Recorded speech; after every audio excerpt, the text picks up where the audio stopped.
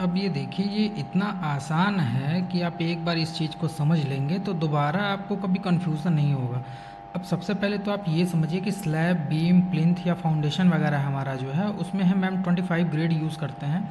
उसका रेशियो जो होता है 1:1:2 का होता है। अब एक क्या है, हमारा ऊपर लिखा हुआ है सी मतलब सीमेंट है, फिर एक जो है ये सैंड है, और ये जो दो है ये एग्रीगेट है, यानी जो हम गिट्टी यूज़ करते हैं। फिर कॉलम अगर आप अपना डाल रहे हो या आरसीसी वॉल डाल रहे हो तो उसमें आप M30 ग्रेड यूज़ कर लें। उसमें 1.75 और 1.5 ये तीनों रेशियो आ जाएंगे। अब हम शुरू करते हैं बनाना एक एम क्यूब के लिए। सबसे पहले एक एम क्यूब का बना लेंगे, तो उसके बाद हम कितने भी एम क्यूब का हमको अपना वॉल्यूम निकालना हो, कितना भी हमें निकालना हो, कितना सीमेंट सैंड वगैरह हमें लगेगा, तो वो हम ईज़िली निकाल लेंगे। अब आप ये देखिए, पहले तो हमारा हम निकालते हैं M25 के लिए। M25 का क्या हमारा ये था रेशियो 1:1:2 का। अब 1:1:2 को हमने पूरा जोड़ लिया, 1 और 2 ये 4 हो गया। अब हम सीमेंट के लिए निकालेंगे, तो सबसे पहले जो सीमेंट निकालेंगे वो सीमेंट हमारा जो है ड्राई सीमेंट निकलेगा। कोई भी वॉल्यूम जो हम निकालेंगे पहले वो ड्राई निकलेगा। उसको यूज़ करने के पहले जो है हम उसको पानी मिलाते हैं। तो अब हम पहले निकालेंगे ड्राई सीमेंट। तो ये 1 है क्या, हमारा सीमेंट है, तो 1 टोटल रेशियो ये हो गया 0.25। अब ये 0.25 है तो ये हमारा आया ड्राई वॉल्यूम। अब इसको वेट वॉल्यूम में बनाने के लिए 1.54 से मल्टीप्लाई कर देंगे तो 0.385 आएगा। अब ये वेट वॉल्यूम हो गया। अब इसमें क्या है, हम ये 1440 से मल्टीप्लाई कर देते हैं। ये क्या है, ये हमारा सीमेंट का डेंसिटी है। तो अब इसमें जब हम 1440 से मल्टीप्लाई कर देंगे तो ये हमारा केजी में निकल जाएगा। अब सीमेंट हम केजी में तो खरीद नहीं सकते, हम उसको खरीदेंगे बैग के हिसाब से। तो बैग के लिए हम इसको कन्वर्ट कर लेंगे, 554 को हम ये 50 से डिवाइड कर देंगे, क्योंकि एक बैग हमारा 50 केजी का होता है। तो ये हमारा आ जाएगा 11.08, यानी वही 11 बैग के लगभग हमारा सीमेंट आ गया। अब सेम चीज़ फिर सैंड के साथ करेंगे। सैंड का भी क्या था रेशियो, सैंड पे हम 1 लिखे हुए हैं, तो फिर ये हो गया 1/4, ये 0.25 आ गया। फिर इसको हमने वेट वॉल्यूम में किया, ये हमारा आ गया। अब इसको फिर से, अब ये हमारा जो आया ये हमारा एम क्यूब में आया। तो सैंड वगैरह हम एम क्यूब में तो हमें जल्दी मिलता नहीं है, फिट में मिलता है। तो फिर ये 0.385 को हम 35.31 से जब मल्टीप्लाई करेंगे तो ये हमारा क्यूबिक फिट में आ जाएगा। तो यानी 13.58 ये हो गया हमारा सैंड निकल गया। अब एग्रीगेट निकालेंगे। वैसे ही एग्रीगेट के ऊपर हमने क्या लिखा था, ये हमने लिखा था 2, 1 और 2। अब ये हम एग्रीगेट को 2/4 करेंगे तो ये हमारा आ गया 0.5। अब 0.5 को फिर से हम ये जो है वेट में कंक्रीट को अपने चेंज करेंगे तो 1.54 हो गया। अब ये 1.54 हो गया, ये आ गया हमारा 0.77 एम क्यूब। अब ये 0.77 एम क्यूब को हम 35.31 से जब मल्टीप्लाई करेंगे तो ये हमारा जो एग्रीगेट है ये भी हमारा क्यूबिक फिट में आ जाएगा। तो अब ये समझ लीजिए, अब ये इतना ही आसान है कि आपका कितना भी बड़ा घर हो, कितना भी बड़ा छत हो, आप बहुत ईजिली तरीके से निकाल लेंगे। कोई बहुत बड़ा रॉकेट साइंस नहीं होता है। कभी कभी ये होता क्या है कि जिन्हें जानकारी नहीं होती है तो साइट पे हमारा कम या ज़्यादा मटेरियल आ जाता है।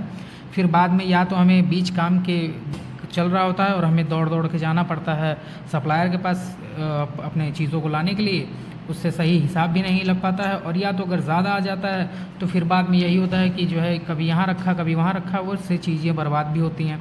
तो अब ये ऐसे निकल गया। अब टोटल आपका वॉल्यूम पहले छत का निकाल लो। आप एक एग्जांपल ले लेते हैं कि मान लीजिए हमारा जो छत है वो 6 मीटर लंबा है और 14 मीटर चौड़ा है। उसका जो थिकनेस है, मोटाई है, वो करीब 5 इंच के लगभग हम मोटाई रख रहे हैं।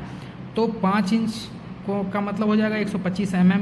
अब mm है तो इसको मीटर में चेंज कर लेंगे, क्योंकि स्लैब की हमारी बाकी दोनों डायमेंशन मीटर में है।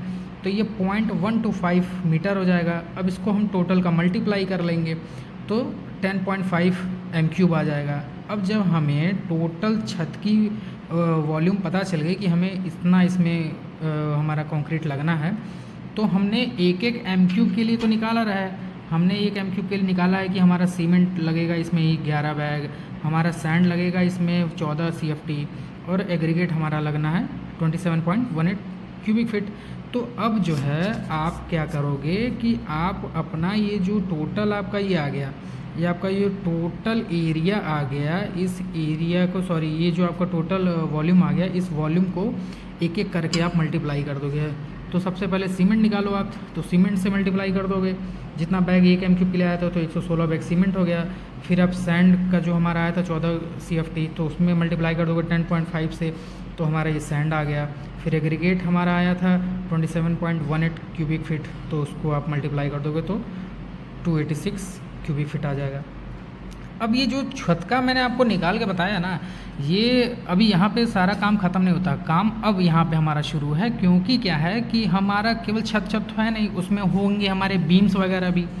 तो अब बीम के लिए आप देखो क्या करना है कि आप बीम का अलग निकालेंगे, क्योंकि स्लैब में बीम नहीं आता है। अब मान लीजिए कोई बीम, एक एग्जांपल के तौर पे बता रहा हूँ कि एक बीम है आपका 4 मीटर लंबा है, ठीक है। अब उसकी मोटाई कितनी होगी, अब उसकी मोटाई में से हम जो है स्लैब की थिकनेस को घटा देंगे, ठीक है। तो अब जितनी भी उसकी मोटाई हो उसमें से आप घटा लो। तो अब जब बीम का आपके जो भी गहरान हो, जितनी डेप्थ जितनी गहरी आपकी बीम हो, उसमें से आप ये अपना स्लैब का जो थिकनेस है 4 इंच 5 इंच, उसको आप उसमें से घटा लोगे। हमने एक एग्जांपल के लिए ले लिया 4 मीटर है, उसके बाद इसमें ये 400 mm में है, इसको भी मैंने चेंज कर लिया है, ये 0.25 है उसकी चौड़ाई, इसको हमने जो है ये कर दिया m³ में हो गया। अब हमारे मान लीजिए टोटल नंबर ऑफ़ बीम्स जो हैं वो 10 बीमें हैं सेम साइज़ की। साइज़ अगर ऊपर नीचे हो तो आप अलग अलग निकाल लोगे, कोई इशू नहीं है, और बाद में आप ला के सारे को जोड़ देना। मैंने एग्जांपल के लिए ले लिया है कि मान लीजिए सेम साइज़ के हमारे 10 बीम हैं, तो इसको 10 से मल्टीप्लाई कर दिए तो हमारे टोटल 10 बीम में जो आएगा हमारा वॉल्यूम वो ये आ गया हमारा। अब इस वॉल्यूम को उठा के आप इसमें ऐड कर दो। अब आप इसमें ऐड कर दोगे तो तब आपको जो है सीमेंट, सैंड और एग्रीगेट वगैरह निकालने के लिए आपको एक एक करके 14.5 से सीमेंट में, सैंड में और एग्रीगेट में निकालना पड़ेगा।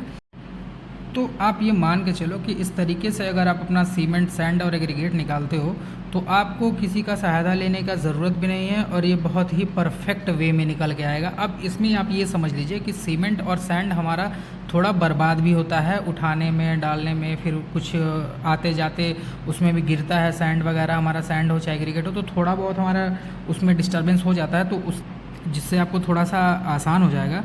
तो मान लीजिए अगर आप एक हिसाब आप लगा लो कि अगर आपका सैंड 147 फिट आया जो आपके पूरे छत में लगना है इंक्लूडिंग बीम, तो आप 147 की जगह आप 150 मंगा लो। ये जो है 286 क्यूबिक फिट आ रहा है, तो आप इसको 290 क्यूबिक फिट मंगा लो।